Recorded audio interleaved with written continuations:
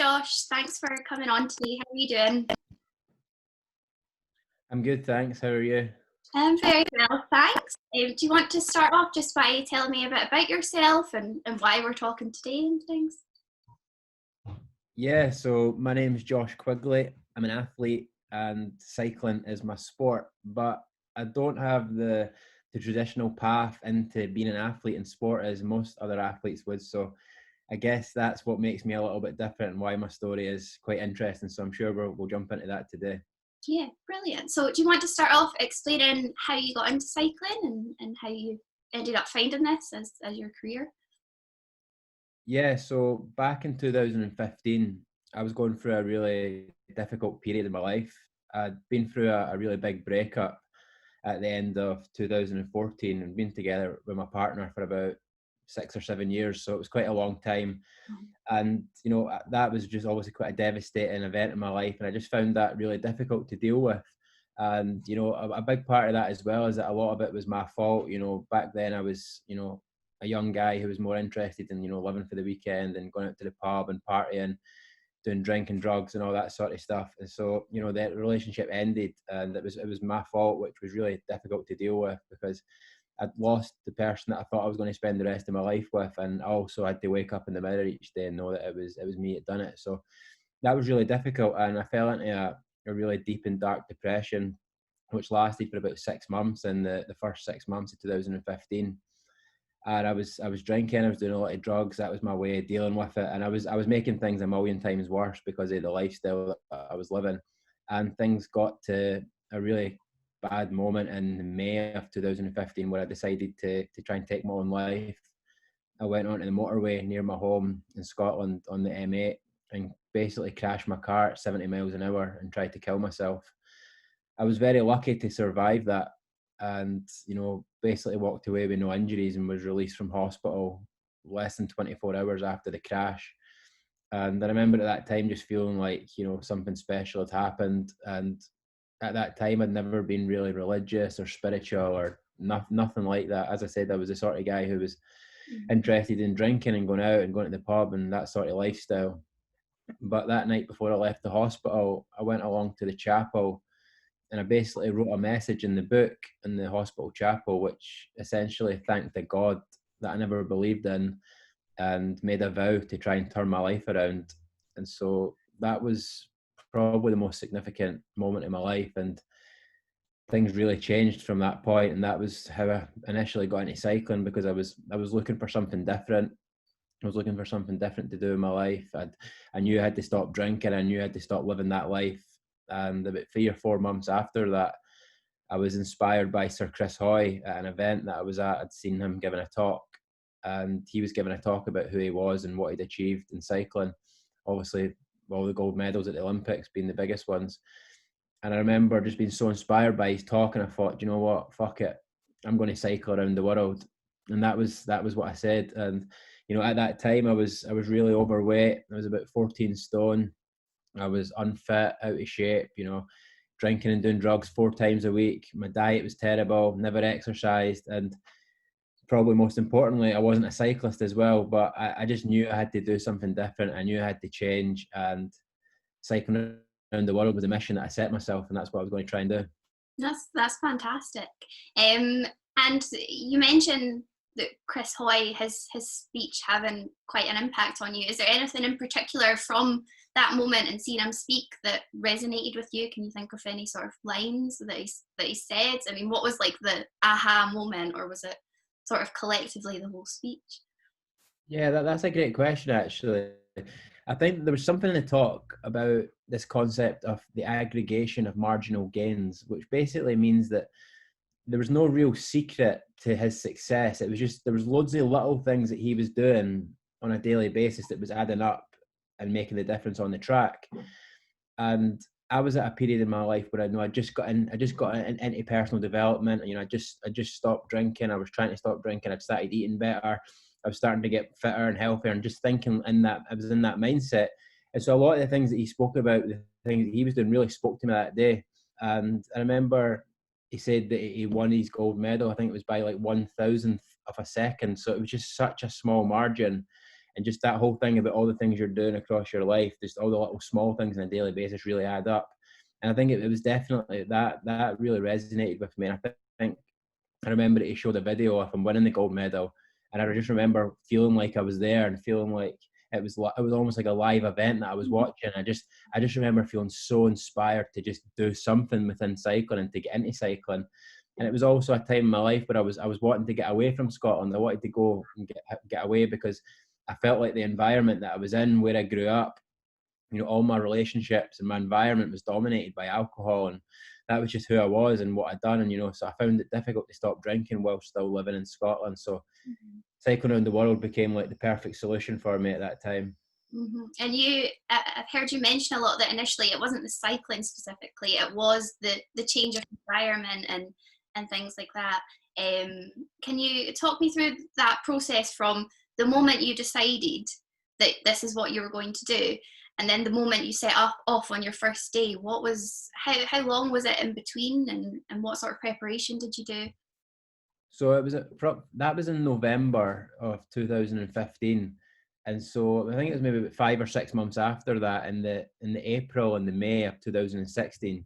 That was when I was setting off. And before I went, what I done was I thought I'm going to do a warm up, because it makes sense to try and do like a bit of a warm up. So I decided I was going to cycle around Scotland. So in April of 2016, I spent a month cycling around the coastline of Scotland, just basically going right around the entire coast, all the way up to the top and all the way back down to Edinburgh, around the Highlands, down through the borders, right up the west coast. And that was basically my first ever cycle.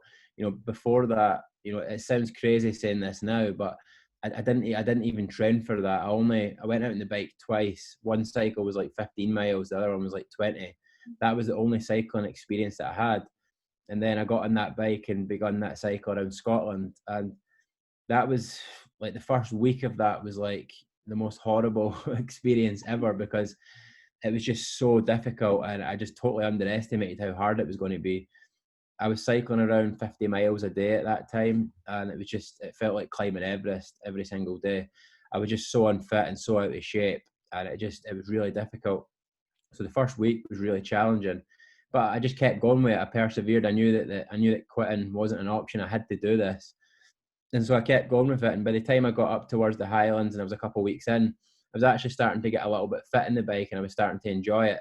And then I think going around the Highlands was just such a beautiful experience for me, because being somebody who's so, proudly Scottish and so passionate about Scotland, to go up to the Highlands and to really see it and to be exploring it on a bike is just such an incredible experience. And it just really meant so much to me. And by the time I was coming back down the East Coast, like through Aberdeen and Dundee towards Edinburgh, I was just feeling incredible. I was feeling fit. I was feeling happy. I was feeling confident. And I was just feeling really up for the challenge of cycling around the world. So I got back from that at the end of April, and then about a month later, I set off to cycle around the world on the 26th of May, 2016. Fantastic. Now, this might be a tricky question, but what I'm really interested in is a lot of people suffer with depression and anxiety and mental health issues these days. Like, it is quite an epidemic around the sort of youth of the country and things like that. That moment from your suicide attempt to this massive shift in attitude, where you suddenly had something you were working towards, what do you pin that down to? Like, what is the magic that happens in between that? Do you think it was the survival of your suicide attempt that sort of filled you with awe? Was it self-talk? Like, how did your perception shift so dramatically?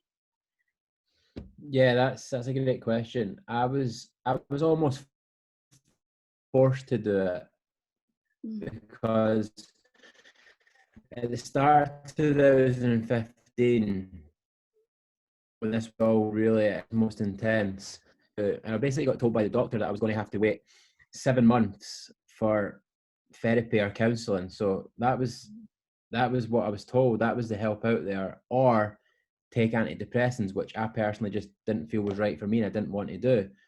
So I almost felt like I'm going to have to do this on my own. That was my mindset. And for the first 6 months of 2015, I basically just escaped and, just used drugs and alcohol to escape what I was feeling, because it was just so painful and it was so difficult. But I think after the suicide attempt, I had to sit, or I had to lie in a hospital bed, with my mum, my dad, and my brother sitting at the bottom of that bed, coming to see me the following day. And I can just remember the looks on their faces. And, that's just such a terrible thing for to. I could never try and take my life again, because it would be too painful for my family. And so I knew I had to get better, but I knew that suicide wasn't an option. I knew I was going to have to find some way of doing it. So where I was in the May of 2016, setting off for that cycle, I had so much pain that I was in. I just felt so depressed. There was so much pain that I needed to do something. And, the traditional ways of getting help, therapy or counseling wasn't there at that time. And so I thought, I'm going to have to do something about this. And so for me, what it came down to is, I thought, what can I do to change this? And I knew there was loads of things in my life that I was doing wrong, like, the drugs, the alcohol, the diet, the lack of exercise. Those were like the big things that I was doing. I thought, I really need to change that. And, also the challenge with being in Scotland as well, is it was too hard for me back then to not drink whilst also living in that environment. I lived too close to my local pub. My relationships with my mates at the time it was what we'd done. We weren't the sort of guys that, went and had a coffee and talked about what was happening. We go to the pub, we drink. That was what we'd done. And I thought, I need to just get away for a period of time and just sort myself out. And then hopefully one day I can come back here and be happy. No, fair enough. So it was like a sink or swim type situation. And 100%. Yeah. And what were your friends and family's reaction to when you said, "Oh, I'm going to cycle around the world"? They obviously thought I was mental, and still think I'm mental.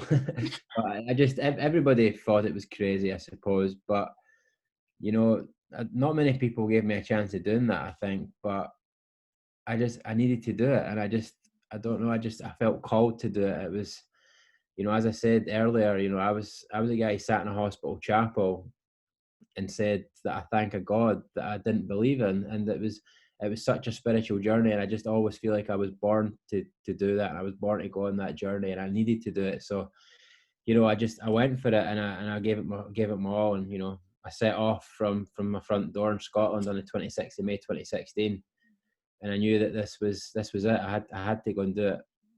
I'm really interested in the spiritual side of things as well. That moment you mentioned when you were in the chapel and you wrote the message, I know you mentioned before that you hadn't believed in a God. Was that would you pin that down as a specific moment where you started feeling spiritual? And can you talk a bit about how, I suppose it's hard to sort of pinpoint, but the moment you started feeling like there was something more to life and things? Yeah, definitely. I think, in its simplest terms, the best way to describe what happened that night when I crashed the car was, it was just a pure spiritual awakening, in every sense. Because, at that time, the things that I was most interested in life was, I was so interested in, drinking and partying and living that lifestyle. I was running my own business at the time. I was so interested in business. That was something that was really interesting to me. And I was also really into football. That was like my three things. I loved like going out with my mates, running my business, and football. Like that was my life, right? And it's just weird what happened after that night, because I almost overnight fell out of love with all those things. The business that I was running at the time, I just thought, I've no interest in this anymore. I stopped watching football, which was weird for me because I was so into football my whole life. And I just had no interest for the life of being in the pub all the time. And I still done it, for 3 or 4 months after that. I continued to do it because I just didn't know what else to do. It was just so deeply ingrained in me. That's what I spent my whole life doing. But I was like a different guy. Although I survived the crash that night, part of me definitely died. It was almost like the person I thought I was died. And, that journey on the bike around the world, that was like the journey I had to go on to find out who I really was. I don't know, a lot of this sounds cliche and a bit woo-woo, but that is really what happened. And, that is what started my spiritual journey. It's something that when it happened, and I think even now I'm still uncomfortable with certain parts of it. It's something that I don't talk about that much. I kind of keep it to myself, even though I share so much of my life, online through my blogs and stuff like that.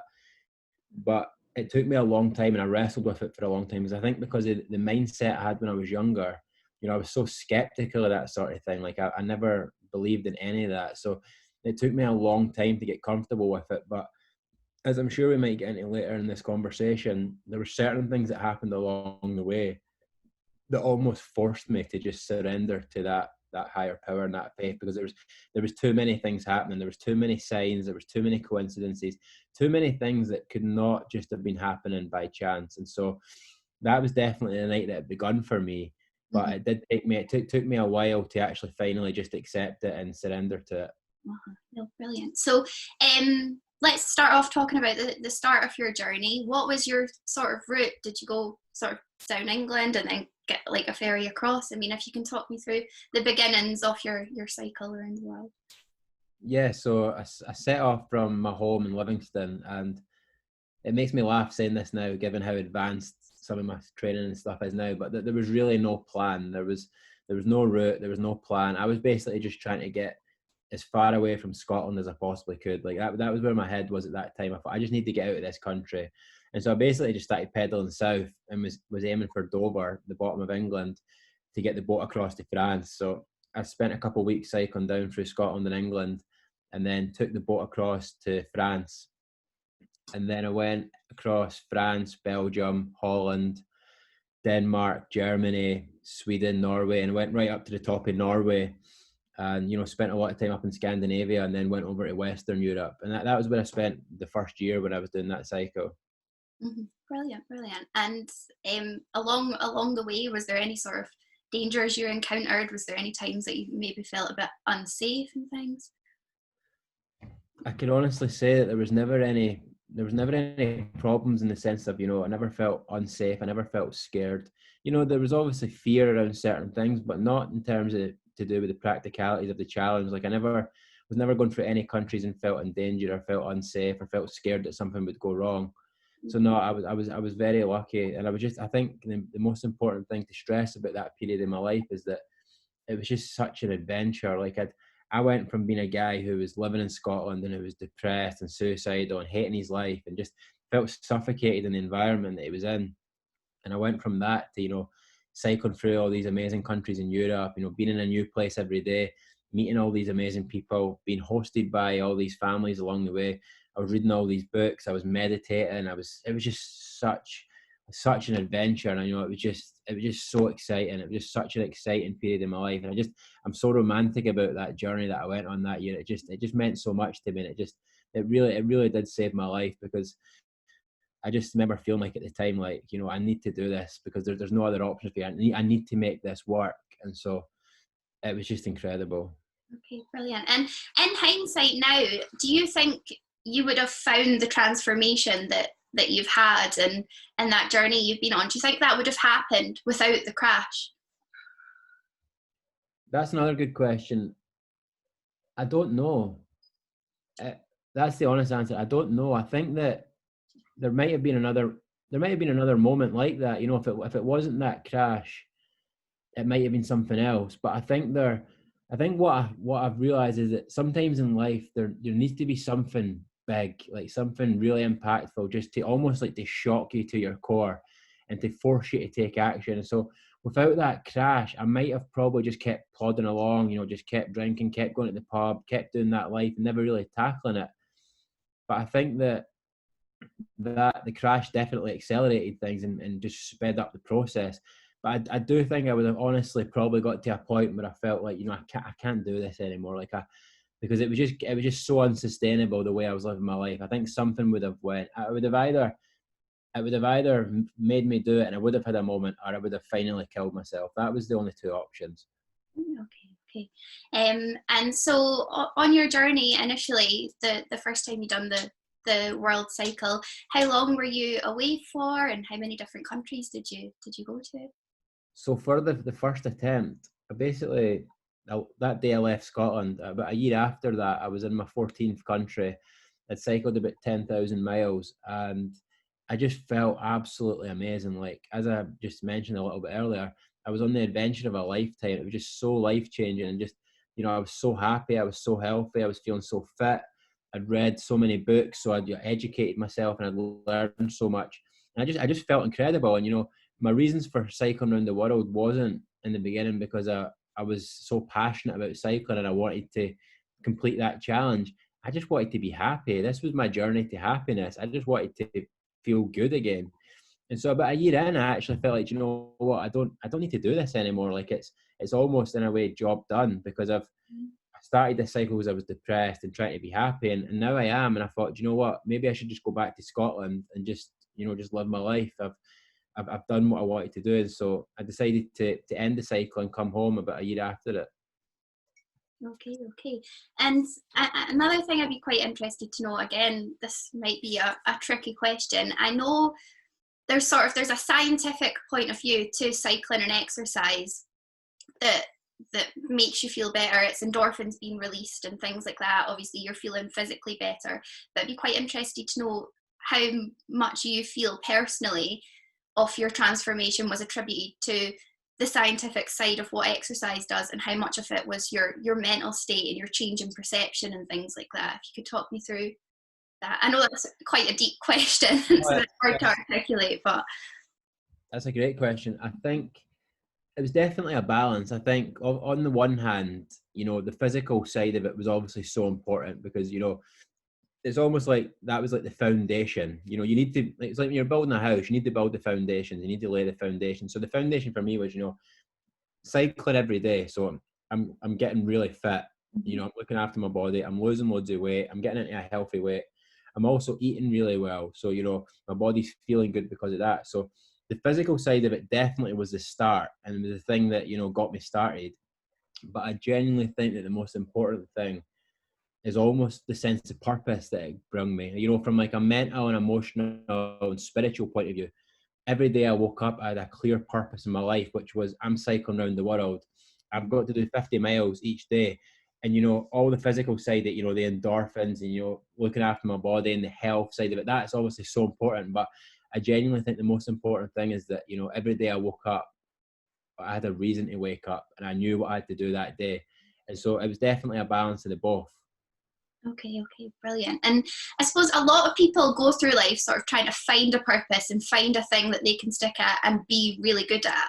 It'd be interesting to know from your point of view, do you think you chose cycling, or did you feel like that chose you, that jump out at you, and that was just for you? Does that make sense? Do you think you had free will in becoming what you are right now, or do you think it sort of captivated you and took over you? So I'm just laughing because you're asking all the best questions. These are these are fantastic questions. Yeah, Sorry. that's something that I've thought about a lot, and this is such a deep question, such a deep answer, and I think that it's both, because there's times in my life where I've thought, do you know what, cycling chose me, and there's also times when I think that I've chosen cycling, and this, what I'm about to say, is really deep. When you look at certain spiritual things, right, we almost look at it like we're humans and then there's something else above us, right? And it's almost like it comes from that thing above. I would call that thing God. Other people would call it the universe, the source, you know, there's different names for it, right? But if you look at one of the most probably significant things that's in the Bible, and I don't really, I'm not really into that side. I don't really spend any time reading the Bible, right? But just to give you an example, there's one of the most famous passages in the Bible is, I think it's something along the lines of, you know, the kingdom of heaven is within you. And it's almost like this concept of, you know, actually we all have a piece of God inside us, which is almost like our truest self and our highest self. So when we think it's coming from up there, what that thing is up there, there's no actual difference between that thing and us. It's like we are one, we are connected with that thing.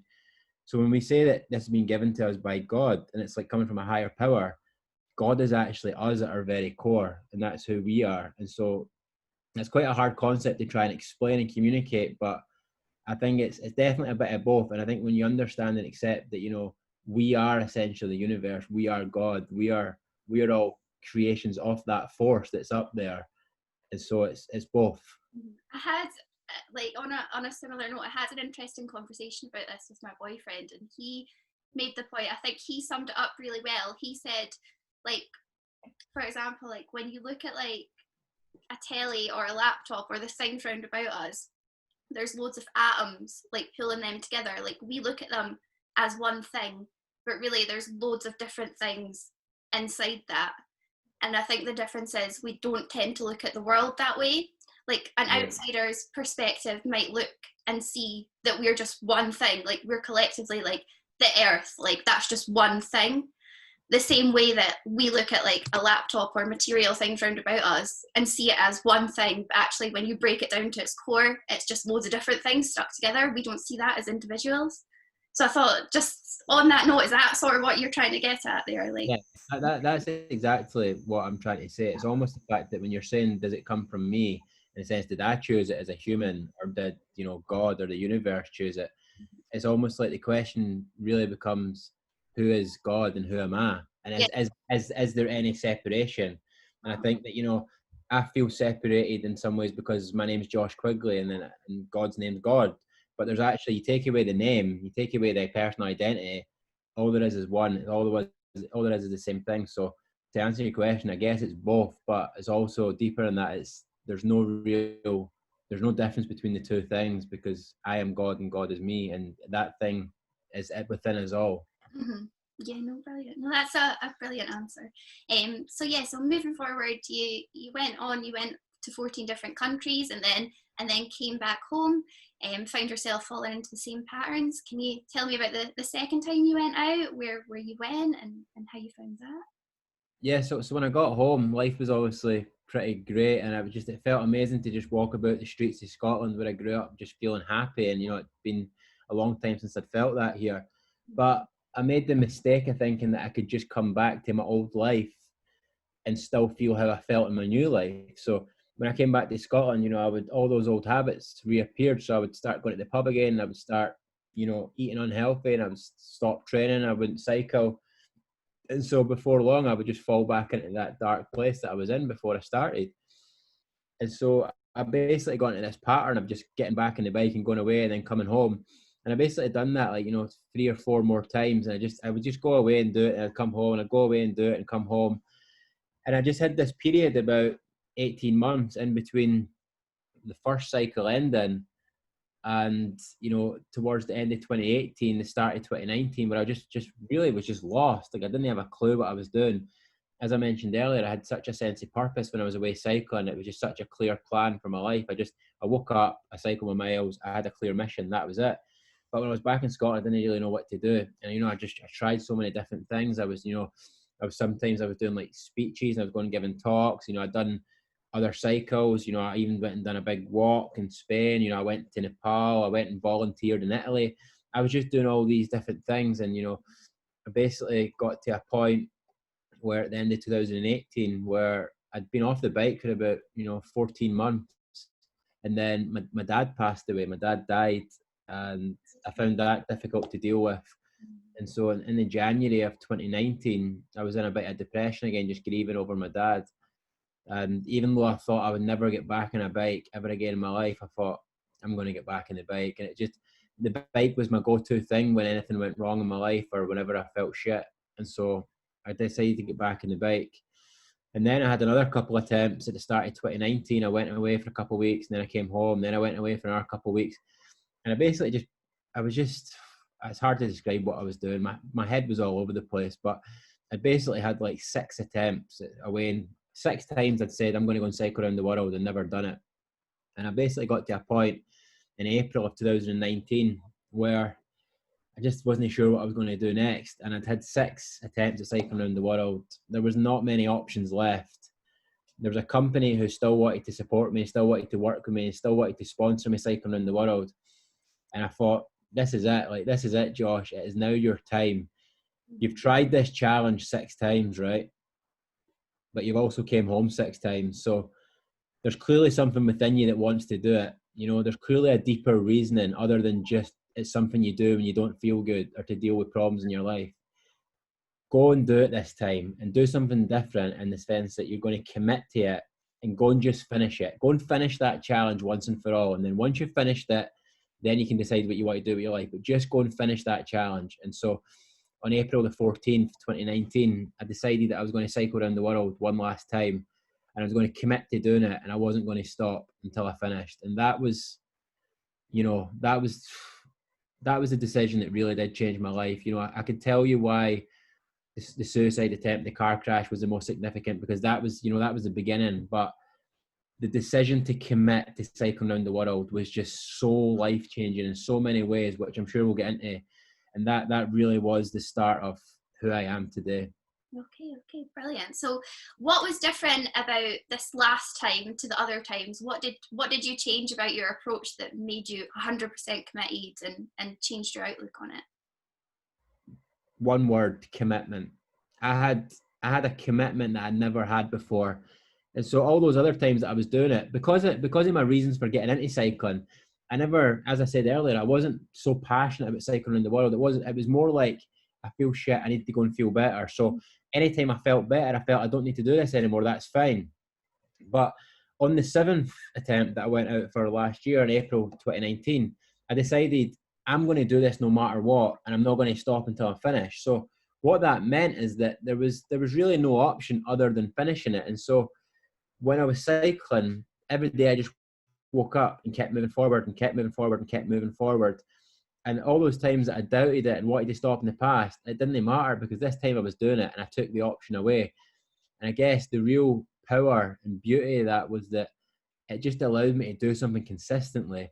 And rather than having, that like 2-year period that I had where I was doing something and stopping, doing something and stopping, trying something else, trying something else, trying something else, just doing one single thing consistently and continually over a long period of time just led to incredible results. And it really just took away all those doubts that I had.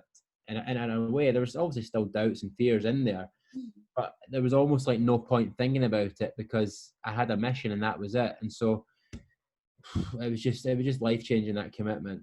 Mm-hmm. And was there ever days where you thought, oh shit, what have I done? Why am I doing this? Or was that not even a thought that could come into your brain? Did you block thoughts like that out? The interesting thing is that there was still all those thoughts, but there was no point really thinking about it because there wasn't an option, if that makes sense. Like all the times I've been in the bike and it's been cold and it's been wet and I'm going into a headwind and I'm thinking, why am I doing this? I was still thinking that, but I knew that I knew I had to keep moving forward because quitting wasn't an option. I literally took it out of my control and said, I'm going to finish this no matter what. And so the beauty of that is that it helped me take back control in my mind, because what I'd done in the past was I would be cycling, I would have all these thoughts about going home, then I would go home. Mm-hmm. But then what happened in 2019 is I'd be cycling, I'd have all these thoughts about going home, then I would just keep moving forward. Mm-hmm. And so the difference with that is almost like I took back control of my mind and I let my mind know who was in control. Like, Mm-hmm. even though you're telling me to stop, even though you're telling me to go home, even though you're asking me why I'm doing this, I'm just keep moving forward. And it was almost like it sort of quietened the mind a little bit and almost like made me the most dominant person, not the mind. And so that was definitely fascinating. And so the thoughts were there, but they didn't influence me. They didn't stop me. I just kept moving forward. And the more you do that, every day you do that, every week you do that, every month you do that, you start to just realize that you're the one that's in control, not your mind. And so what that done for me was just, in a nutshell, mental toughness. Like I just realized that, I am not my thoughts. That's a concept that I knew, theoretically because of books that I'd read, but I never actually experienced it.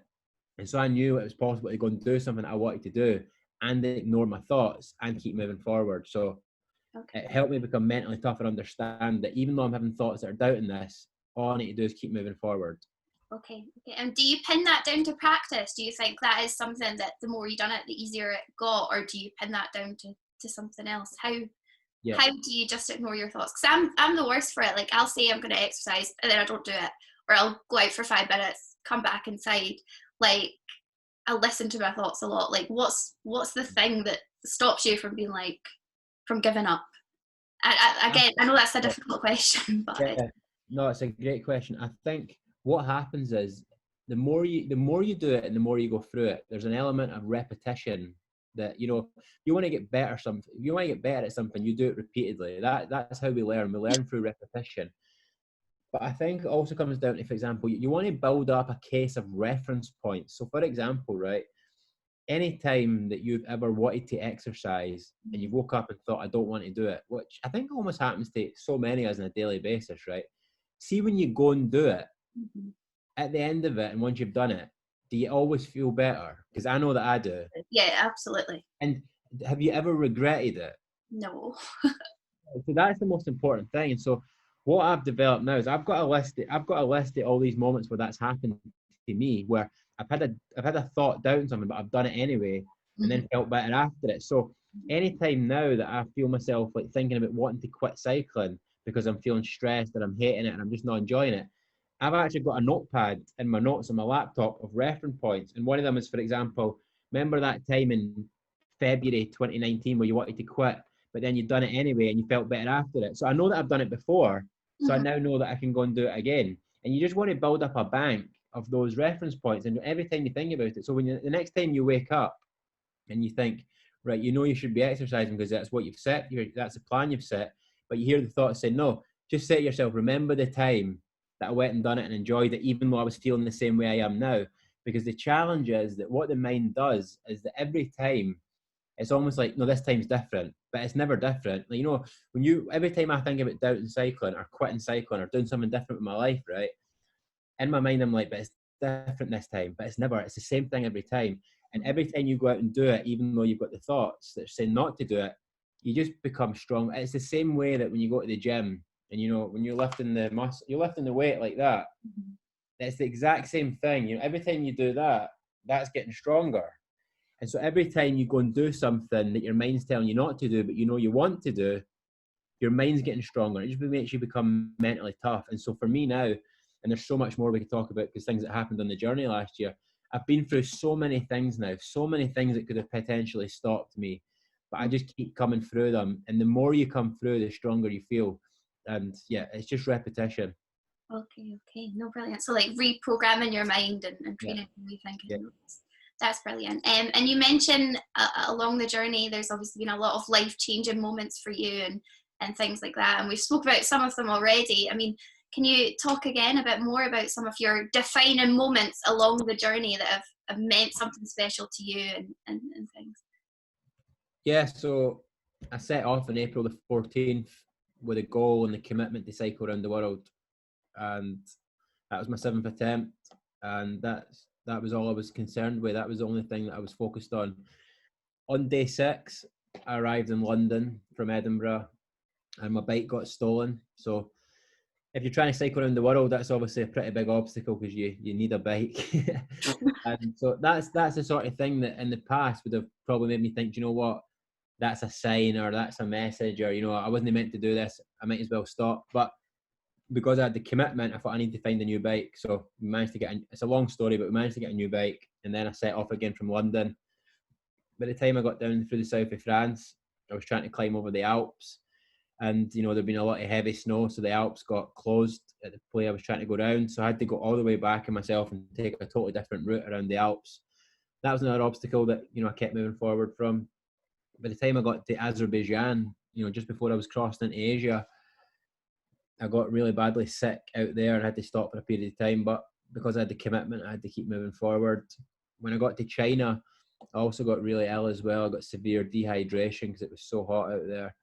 And so I had to stop for a bit, but because I had the commitment, I had to keep moving forward. By the time I got to Australia, I damaged my passport. And so I had to fly home to Scotland and get a new passport. And that was something that could have stopped me in the past, but because I had the commitment, I had to keep moving forward. And then the biggest one of them all, when I got to America, I was on the home straight, basically. I was in Texas. I only had another, you know, another 1,000 or so miles to go in America. And I got hit by a car. I was on a road in Texas one night and a car hit me from behind at 70 miles an hour, and I flew 50 feet through the air, hit the ground, and was very badly messed up. You know, I had a fractured skull, a traumatic brain injury, 7 broken ribs, a punctured lung. I'd fractured one of the bones at the bottom of my back. I'd fractured my shin, fractured my ankle, fractured my heel. And I required 2 major surgeries, one for a damaged artery in my neck that was carrying blood to my brain, and also for my ankle, which was so messed up. So that was obviously the biggest obstacle I faced. And, you know, I'm so proud of this, that when I went through that, and from the moment that I woke up in hospital and was conscious, I was just so adamant that I was getting back on the bike and finishing the challenge. Like it was never a question. Like there was never, in the entire 5 weeks that I was in hospital and rehab in America, there was not one single moment where I sat in that hospital bed and asked myself, will I finish this? Or maybe I should not do this anymore. It's too dangerous. Nothing of that. I was just so adamant and so determined and just so committed to that challenge. And I was just, the only thing driving me when I was in hospital was to rehabilitate the injuries, get back on the bike, build my fitness back, get back to America and finish that challenge. And so I'm now in a position where we're maybe 5 or 6 months after that crash. All my injuries are fully healed, and they have been for a long time. I was back on a bike 3 weeks after the accident, That's and crazy. That's mental. in the rehab center. I was sitting in my wheelchair, pedaling an indoor bike, whilst I was still messed up. Got home to Scotland after 5 weeks, and after 6 weeks of the injury, I was back on a bike indoors, and then after about 7 or 8 weeks, I was outdoors on the road again. So that came from that commitment, and that came from that commitment to finishing the challenge that I needed. There was no other option. I needed to get back on the bike, and I had such an incredible positive attitude throughout it. I never just wanted to recover. I made a decision and a vow to myself when I was in hospital that I'm not just going to recover from these injuries. I'm going to recover and be better than I was before.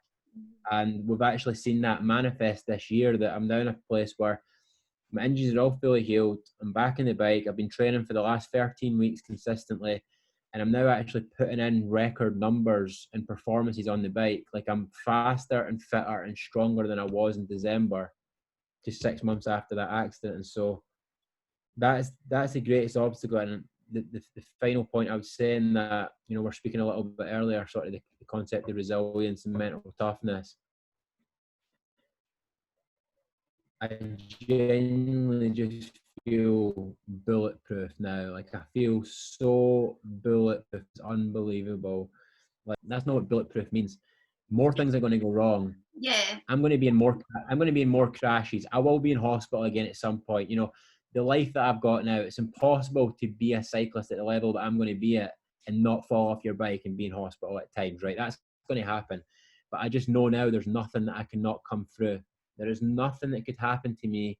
There's nothing that can stop me, and I will overcome and recover from anything. Mm-hmm. And that comes through two places. Mm-hmm. Number one, it comes from a spiritual place of, this is all happening for a reason. This is all happening for a purpose. And there's true meaning behind all these things that are happening. Like, it's not an accident, all these things that are happening. So that's the first place. So anytime something happens, there's just full acceptance and surrendering to what that thing is. Second of all, because I've been through so many obstacles and so many different parts of adversity, I just know now that I can come through anything. Like, 70-mile-an-hour car crash, getting hit at 70 mile an hour, I'm not sure what would be bigger than that to come through. So, I feel bulletproof, and there's nothing that will stop me. The only way you can stop me is if you put a bullet in my head. That's it. Mm-hmm. No, that's crazy. And on that note as well, obviously you mentioned the more sort of adversity that happens, the more challenges that happen, the tougher you feel and the better you feel. I've heard quite a few people. I've got a question for you. Again, it's a bit of an unusual one. I'll do my best to articulate it. I've heard quite a lot of people debate this, and I'd be really interested, given everything that's happened to you, to know where you stand on this, and the fact that you attribute so much of your sort of mental state to the adversity that's happened, to the bad things that have happened to you, and overcoming them. So it's a question that people, I've heard quite a few people talk about a lot. It's, do you think on a daily basis, in sort of every moment, that people are being the best that they can be in each moment? Does that make sense? Like, in this moment right now, am I the best that I can be? Or do you think it's something that people should be striving towards? Does that make sense? It's a bit of an unusual one. I think that being the best you can be is a practice and a discipline, and it's something that you have to work at. I believe it does not come on its own. Like, if I was to, like, being the best I can be is like probably like the number one thing in my life. Like, before I tell you about cycling, or before I tell you about, anything I'm doing on the bike, it comes from that place of wanting to be the best that I can be. But that's something that I need to work at, because if I never worked at that, then, for example, if I was to let my mind, here's the best way to think about it, right? there's you and then there's your mind, right? And a lot of people, like myself in the past, let their mind control their life. If I was to let my mind and my emotions run my life, the sort of life that I would live today is I would probably, rather than going through and eating the healthy foods that I'm going to eat, I would probably just binge out and eat really unhealthy things. And I think a lot of us feel that because, you know, our minds and our emotions sometimes can be unstable places, and there can be a lot of pain and trauma and horrible things in there. And if you don't try and control that and you just do things like completely on a whim and let your emotions decide, then you're not going to be the best you can be. It has to be a conscious effort. A And conscious so effort all that those times that I'm on the, it's conscious. It has to be a conscious, like your intentions. Intention matters. Like when you wake up each day and you say, today I'm going to be the best that I can be. Today I'm going to have a good day. Today I'm going to, you know, try my best. I'm going to give my all, and I'm going to try the best that I possibly can to live the best life I can today, and do it in a way that helps me and to help other people and help the people around me. It needs to be a conscious effort. I truly believe that it's not just going to come on its own. You need to work at it. And then the exciting thing about that is that over time, the more you repeatedly do it, it starts to become automatic and it starts to become more habitual. But you know, your habits run your life essentially. The things you do on a day-to-day basis determine your life in a big way. I believe that. Like when you wake up, between waking up and going to bed, the things that you do in those hours are going to determine your life. I just believe that. If you wake up and between those hours of being awake and going to sleep, you eat really well, you train really well, you know, you work hard, you focus on your creative projects, you're a nice person to those people around you, that's going to impact the quality of your life. But if you wake up and you eat terrible, you know, you don't exercise, you watch Netflix all day, then that's going to determine how you feel that day. And so it comes from us. We need to start with that intention first. and take control of situations and be the driving force. Yes.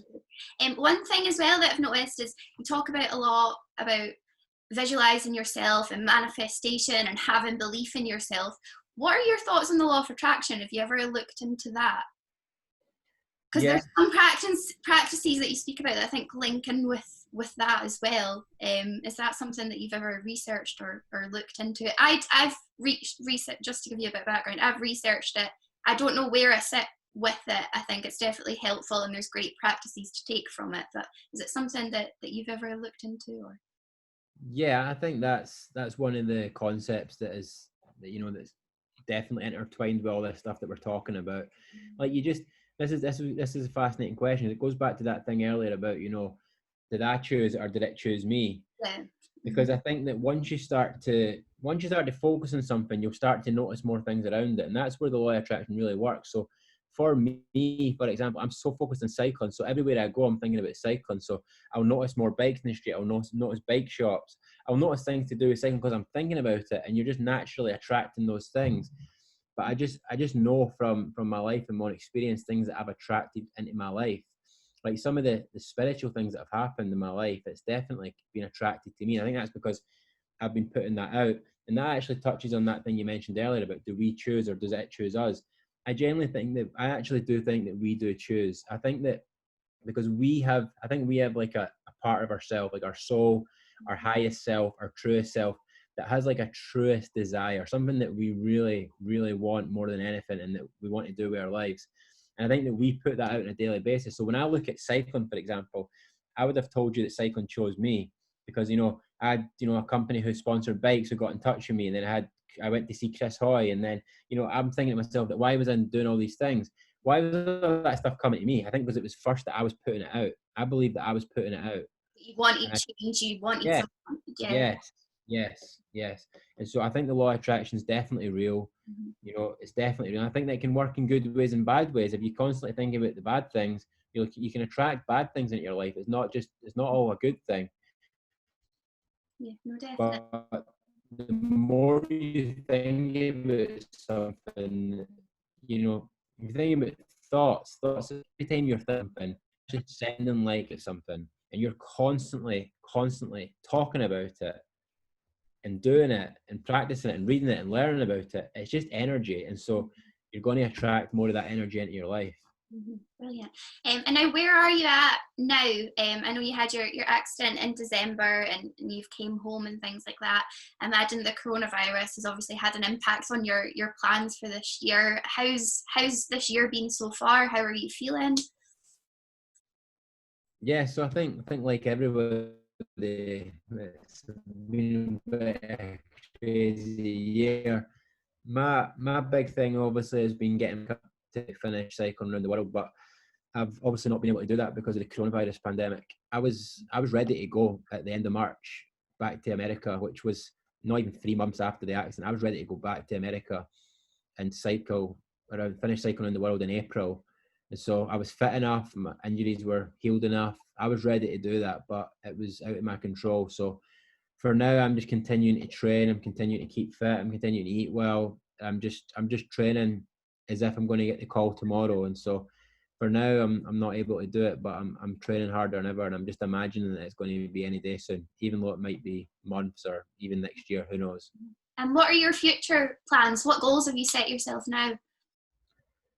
So my big mission after finishing cycling in the world is to win the Tour de France and be the first ever Scottish winner. That is it. Like, that is my mission. That is my dream. That is my goal. That is my life. That is my singular obsession in life. Like, I am just so obsessed by that goal and by that dream. And to tell you about that, I need to tell you some of the stuff we were talking about earlier. Like, if I think about why I stopped cycling around the world all those times, it was so interesting for me that, all those times I told you that I would do it and then I would stop and come home. See, Yeah. when I go back through my diaries of when I was doing that, it's just so fascinating, because I would have told you back then at the time that I just didn't want to do it anymore. I was happy. I didn't need to do it. I can go home. But when I look at the first time that I quit my cycle and come home, when I look at my diary the day before that, my diary from the day before I quit the cycle the first time says that I've never ever really felt like an athlete on this journey. It's never been about the bike. I've never really thought about performance, but I'm starting to really love the cycling and get into the cycling. And today, when I was cycling up a hill, I was doing commentary as if I was at the Olympics and I was a professional cyclist.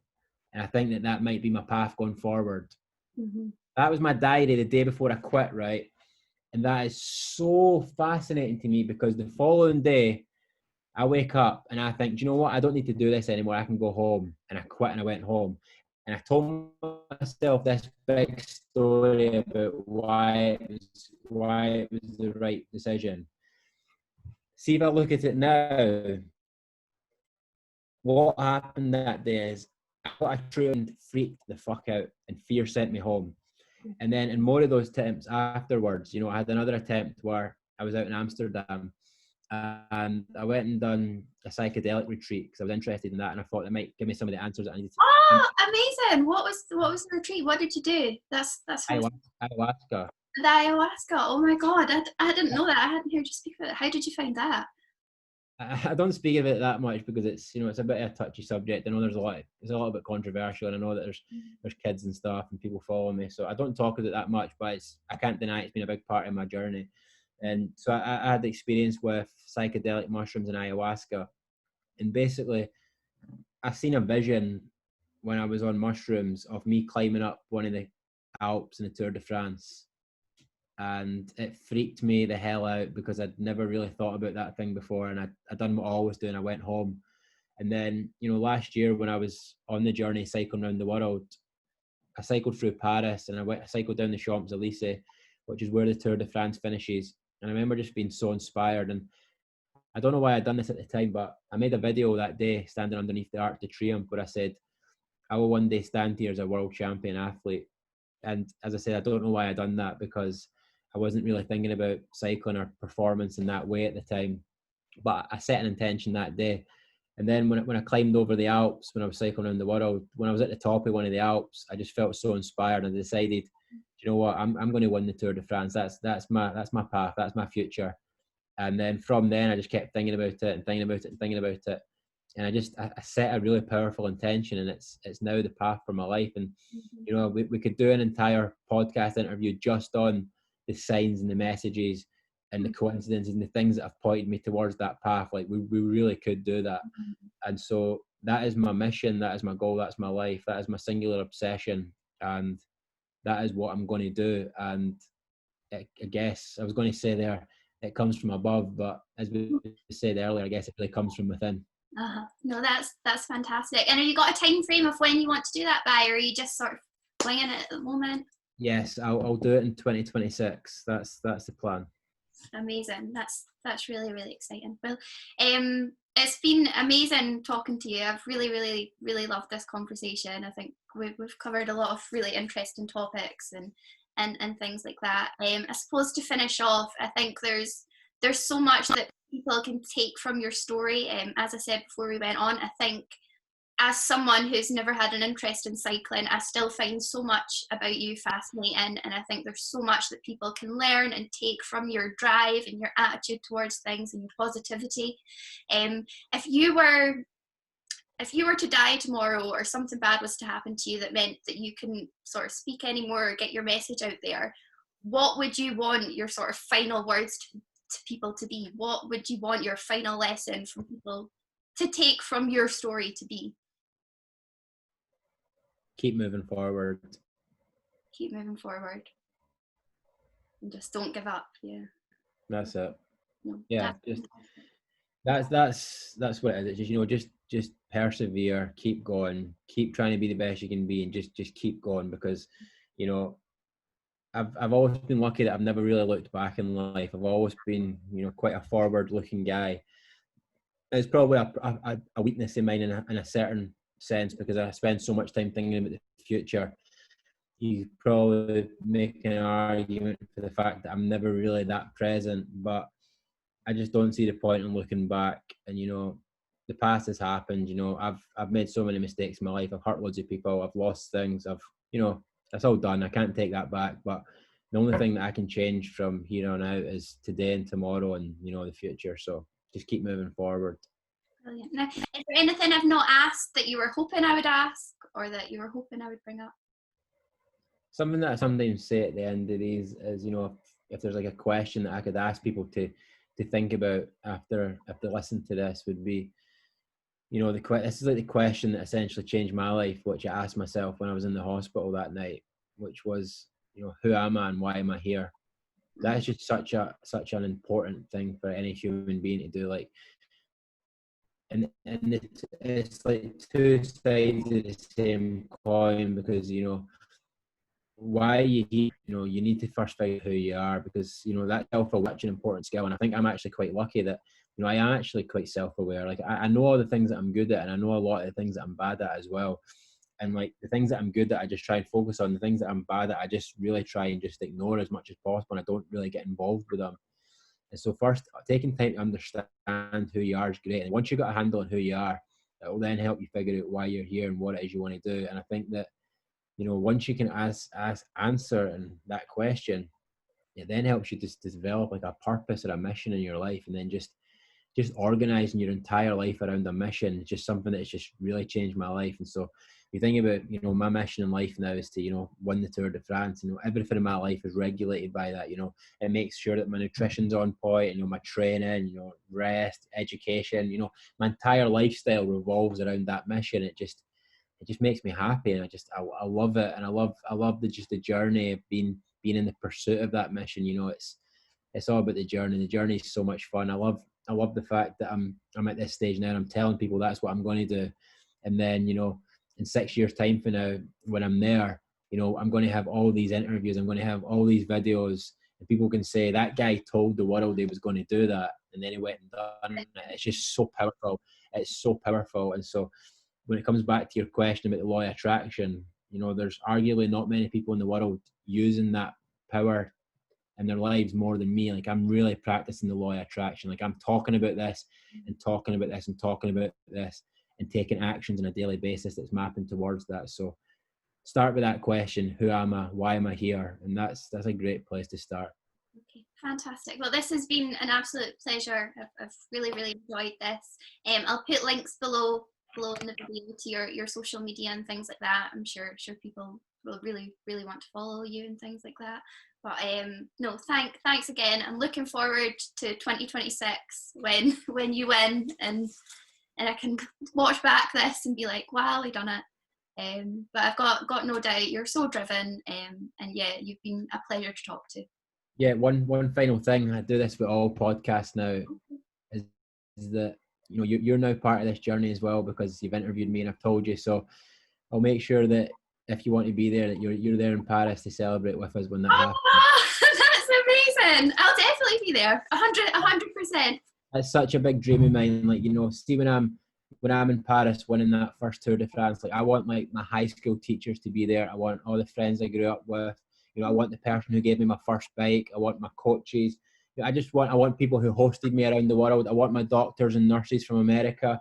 I want a guy who helped me fix my bike at the side of the road in Kazakhstan. I want all the people who've been part of the journey to be there to see it come to fruition, because the person that I am now and the person that I'm becoming and the person that I'm going to be in 2026 wouldn't have been possible without all those people who've been along the way. And so because of you doing this interview today, you'll put this out to more people will get involved. It's just collective energy and we're building momentum. So I will see you in Paris. No, see you in Paris.